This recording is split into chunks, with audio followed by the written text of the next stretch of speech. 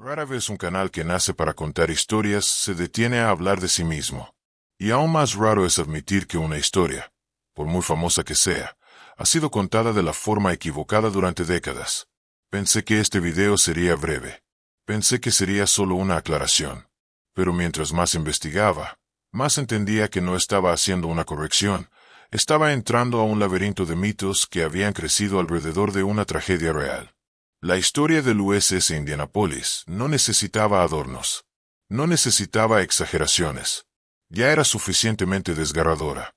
Y, sin embargo, con los años, libros, películas y documentales comenzaron a transformar detalles, a convertir suposiciones en hechos, y rumores en verdades absolutas.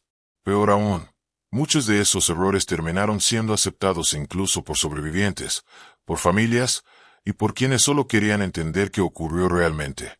Todo cambió cuando comenzaron a salir declaraciones recientes de un hombre que llevaba años dedicado a preservar la verdadera memoria del suceso, el capitán retirado William J. Toady, presidente de la organización que protege el legado del barco. Sus palabras no eran opiniones. Eran verificaciones históricas.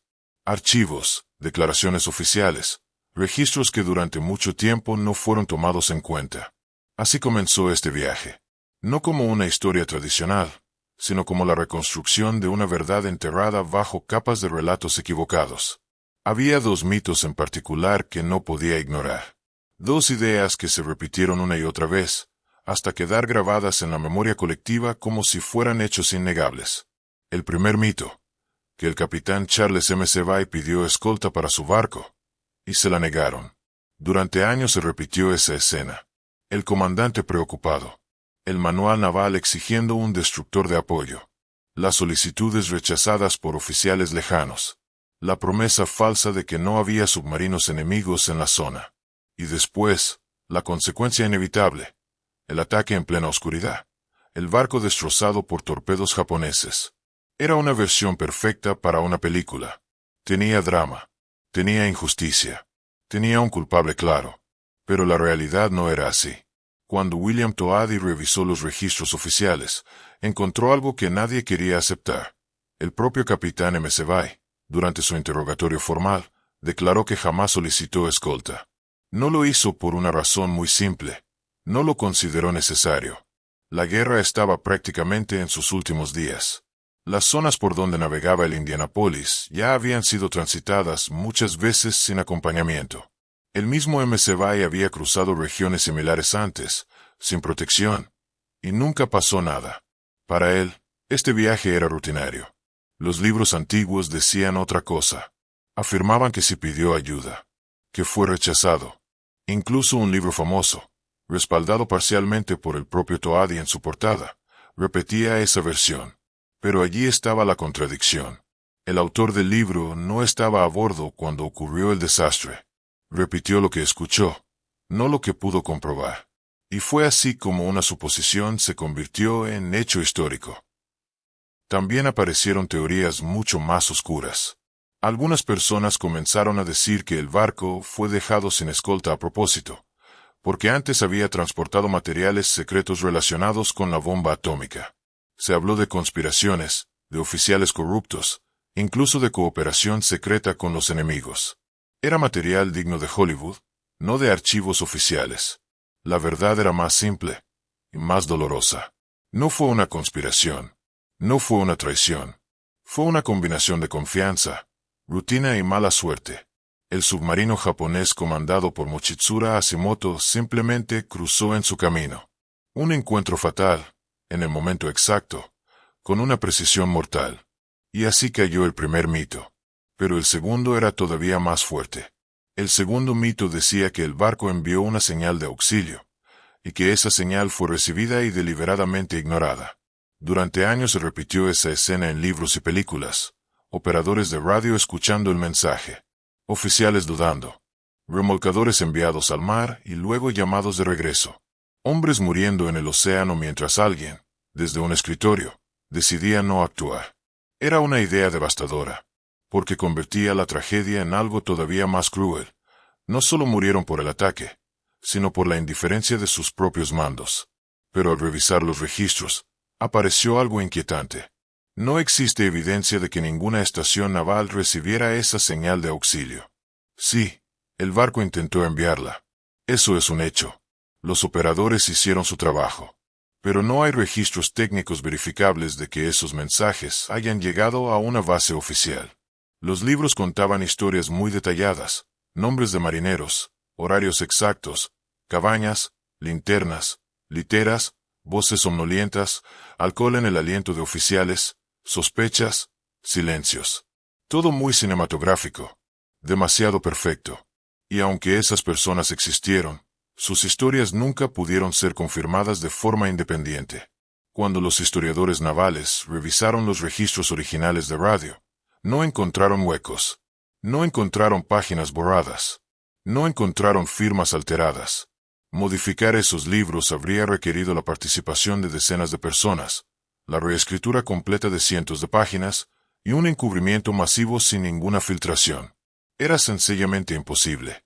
Entonces, ¿estaba mintiendo? No necesariamente. La explicación más humana fue la más probable. Con el paso de los años, la memoria engaña. Las tragedias se mezclan. Las historias ajenas se vuelven recuerdos propios. Especialmente cuando la culpa, la confusión y los años pesan sobre la mente. El océano estaba en silencio. Demasiado silencio para una guerra que aún no quería morir. 4 días habían pasado desde que el USS Indianapolis desapareció bajo la superficie, y nadie, en ningún despacho, parecía notarlo. El barco no llegó a Leyte. No hubo alarma inmediata. No se activaron protocolos de emergencia. Simplemente alguien escribió una palabra sobre el estado del crucero. Retrasado. Después, otra. Posiblemente redirigido. Y con eso, la existencia de cientos de hombres flotando en el mar quedó relegada a una suposición administrativa. Pero en algún lugar del Pacífico, sí hubo una señal. No de auxilio, sino de orgullo. Un submarino japonés, el enero de 58, había enviado un mensaje. Su comandante, Mochitsura Hasemoto, informó que había hundido un barco enemigo. La transmisión fue interceptada por inteligencia estadounidense en Guam. Fue descifrada parcialmente. Se entendió lo suficiente para saber que un barco había sido atacado. Lo que no se pudo descifrar fue qué barco, ni dónde. Entonces, ¿por qué nadie unió los puntos? Porque el sistema estaba saturado. Mensajes enemigos llegaban constantemente. Submarinos japoneses eran reportados a diario. Ataques que resultaban ser falsas alarmas. Hechos que, en otros momentos de la guerra, habrían provocado una reacción inmediata. Ahora eran tratados como ruido de fondo. Los analistas vieron la palabra hundido. Vieron que era un barco, pero no había coordenadas claras. No había confirmación. Y, sobre todo, nadie sabía aún que el Indianapolis no había llegado. 2 errores caminaban en paralelo, sin tocarse. Un barco que no llega. Y un enemigo que presume un ataque. Nadie los conectó. Aquí sí hubo negligencia. Y no fue de héroes ni villanos. Fue de papeles, sellos, supuestos, rutinas. El sistema marcó al Indianapolis como retrasado. Luego, como desviado. Y al hacerlo, borró sin querer la urgencia. Borró la duda. Borró la alarma que pudo haber salvado vidas. No es una conspiración. No hubo una reunión secreta. No hubo una decisión consciente para dejar morir a nadie. Fue algo más frío, burocracia. Mientras tanto, en el mar, los hombres sobrevivientes se sostenían de restos flotantes. El sol quemaba su piel durante el día. Por la noche, el frío los hacía temblar hasta el dolor. El agua salada abría heridas. La deshidratación los llevaba a beber aquello que los estaba matando. Alucinaciones, susurros, gritos que no eran reales. Y entre ellos, tiburones. Nadie preparó a esos hombres para eso. Nadie les dijo que la muerte no sería rápida, sino lenta, con los ojos abiertos, mirando el horizonte vacío. Los que sobrevivieron no pelearon contra el enemigo. Pelearon contra el tiempo. Todo pudo haberse reducido a una aeronave. Un solo avión patrulla volando bajo, siguiendo la ruta que el barco debía haber tomado. Mirando el agua. Pero no ocurrió, porque nadie estaba buscando. Y entonces, el azar lo hizo todo. Un piloto, el teniente Wilbur Rubin, Volaba por la zona en una ruta rutinaria. No estaba buscando al Indianapolis. No sabía que debía hacerlo. Simplemente miró hacia el agua y vio algo que no debía estar allí. Puntos. Moviéndose. Reflejos que no eran olas. Cuerpos. Fue un accidente. Un milagro sin intención. Cuando lanzó la señal, cuando confirmó lo que veía, el tiempo dejó de ser administrativo. Dejó de ser burocrático. Se convirtió en humanidad de nuevo. Pero para muchos, ya era tarde. El rescate llegó. Las manos bajaron. Las voces gritaron. Los sobrevivientes fueron levantados del infierno líquido.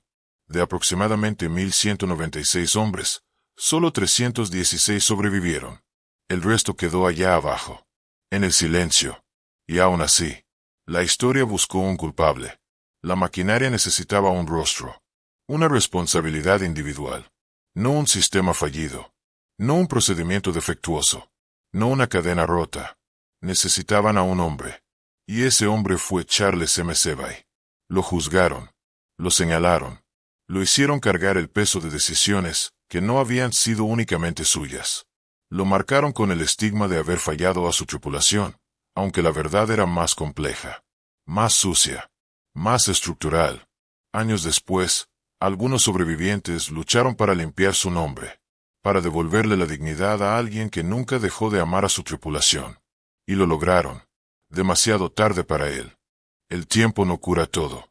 A veces solo cubre las heridas con capas de versiones equivocadas, hasta que la verdad apenas se distingue entre los escombros de la memoria. Después de los primeros dos mitos, todavía quedaba uno más. Uno que, aunque parecía pequeño, se repetía con orgullo en documentales, libros y discursos solemnes.